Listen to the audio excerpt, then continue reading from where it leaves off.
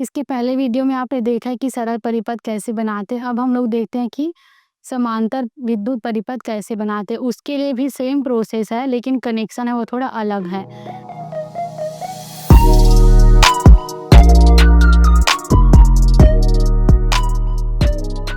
Same requirement, आवश्यक सामग्री वही रहेगा। इसका डायग्राम आप यहाँ पे देख सकते हैं, सिर्फ कनेक्शन बस थोड़ा सा चेंज है। इसमें भी 3 होल करेंगे, तीनों में एलईडी लाइट को पिन अप करेंगे। और जब आप लोग पीछे कनेक्ट करोगे तो यहाँ पे देखना, धन सिरा और ऋण सिरा मैं बताई थी पिछले वीडियो में। इसमें क्या था कि जो बड़ा वाला सिरा है उसको धन सिरा बोलते हैं और जो छोटा वाला सिरा है उसको ऋण सिरा। तो जितना भी बड़ा सिरा दिख रहा है आपको, बड़ा वाला धन सिरा, उसको एक साइड करना और छोटे वाले सिरे को एक साइड, कुछ इस प्रकार से।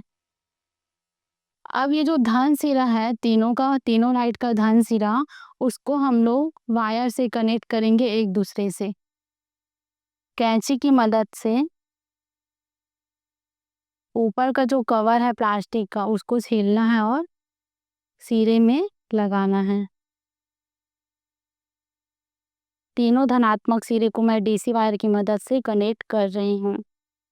उसी प्रकार इधर ऋणात्मक सिरे को कनेक्ट करना है, वो भी डीसी वायर की मदद से।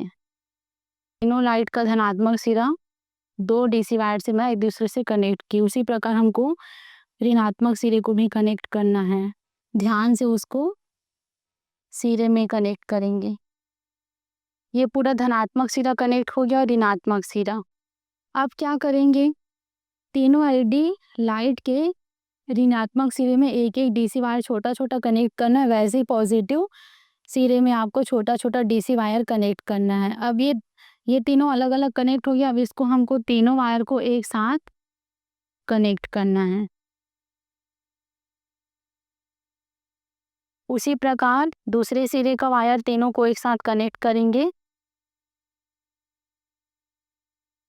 ये हमारा परिपथ हुआ। अब परिपथ को हमको क्या प्रदान करना है, बिजली, वोल्ट। तो ये वोल्ट कहाँ से इसको जाएगा, बैटरी से। तो बैटरी से कनेक्ट करने के लिए जो बड़ा वाला सिरा है आपका धनात्मक सिरा, उसको रेड वाले से कनेक्ट करना, रेड वाली बैटरी के वायर क्लिप से, और ऋणात्मक को ब्लैक वाले से। जो आप लोग कनेक्ट करोगे ना सिरे को, तो अच्छे से लपेटना, 6 से 7 फोल्ड करना, तभी अच्छे से कनेक्ट होगा वो। और जो ब्लैक वाला है उसको सिरे के निगेटिव सिरे से। ये हमारा कनेक्शन हुआ तीनों का डीसी वायर से, तीनों को फिर डीसी वायर से, उसके बाद रेजिस्टर से कनेक्ट करके पॉजिटिव सिरे से बड़े वाले सिरे को और छोटे वाले सिरे को ब्लैक वाले से। अब ये वाली क्लिप को हमको बैटरी में लगाना है। आप लोग वायर को थोड़ा बड़ा बड़ा लेना ताकि बैटरी में लगाने में कोई दिक्कत ना हो। ये आप लोग कनेक्शन अभी देखे, वो हमारा था समांतर श्रेणी परिपथ, पैरेलल सर्किट। बच्चों को दिखाने के बाद तुरंत आपको बैटरी क्लिप को निकालना है और पीछे का कनेक्शन बच्चों को समझाना है और बच्चे को अपने से, अपने हाथ से इसको करने के लिए बोलना है। और यही मॉडल सेफ रखना है और इस मॉडल को साइंस मेला में लेके जाना है। आप लोगों ने अभी 2 परिपथ देखा, पहला था सरल परिपथ और दूसरा है समांतर परिपथ। दोनों में आपको क्या अंतर दिखाई दिया? सोचेंगे 2 मिनट और बच्चों को भी सोचने के लिए बोलेंगे कि हम लोग उसको एक साथ कनेक्ट किए थे, इसको अलग अलग कनेक्ट किए। अगर ऐसा हम लोग ऐसा क्यों कर रहे हैं? क्या हम लोग सिर्फ सिंपल सर्किट से काम नहीं चला सकते? क्या समांतर सर्किट से काम नहीं हो सकता? इसके बारे में टीचर स्वयं को सोचना भी है और बच्चों को भी सोचने के लिए बोलना है। आपको मैं बोली थी सोचना है। अगर मतलब दोनों सर्किट को हम लोग क्यों सीख रहे हैं, एक पैरेलल है और एक सिंपल सर्किट है, ये ज़रूरी क्यों है दोनों को? तो सिंपल सर्किट में हम लोग देखते हैं कि जो एलईडी लाइट रहता है ना, वो तीनों एक ही सीरीज़ में रहता है, एक ही सीरीज़ में कनेक्ट हुआ है, plus minus, minus plus, minus plus, और ये प्लस वाला सिरा वो बैटरी के प्लस वाले सिरे से कनेक्ट रहेगा और माइनस वाला है वो माइनस सिरे से कनेक्ट रहेगा। और इसी प्रकार जो पैरेलल सर्किट होता है वो 3 जो लाइट है वो पैरेलली एक दूसरे से कनेक्टेड रहते हैं, प्लस माइनस, और इसका जो प्लस माइनस सिरा है वो बैटरी के माइनस से और प्लस सिरा है वो बैटरी के प्लस सिरे से कनेक्ट रहेगा। तो दोनों में क्या डिफरेंस है आप लोग ये देख सकते हैं। अगर मैं यहाँ पे ये वाले वायर को काट दूँ, मैं काटूँ या कोई चूहा काटे, तो यहाँ से मेरा वोल्ट जा रहा है, यहाँ से जाएगा लाइट जलेगी, फिर यहाँ आके रुक जाएगा।